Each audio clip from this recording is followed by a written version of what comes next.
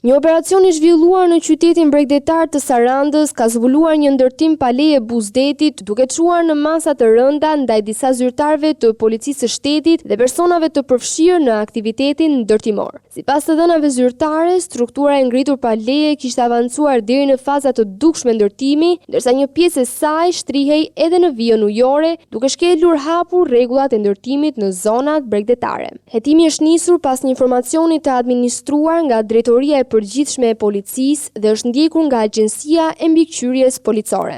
Nga verifikimet e kryera, dyshohet se disa zyrtarë të Komisariatit të Sarandës kishin ndjeni për ndërtimin dhe nuk kishin marrë masa për ndalimin e tij, duke lejuar vijimin e punimeve. Në njoftimin zyrtar të AMP-s, theksohet se të dyshuarit kanë krijuar skema të mundshme për përfitime të palishme dhe shmangje të përgjegjësive ligjore, si edhe favorizim të subjekteve të lidhura me struktura kriminale që operojnë në territorin e Sarandës. Zyrtarët e arrestuar po hetohen për shpërdorim detyre, kryerje veprimesh arbitrare dhe mosndërhyrje për të ndaluar një gjendje të palishme. Përveç efektiveve të policisë, gjatë operacionit janë arrestuar edhe 8 persona që po kryenin punimet në objektin pa leje.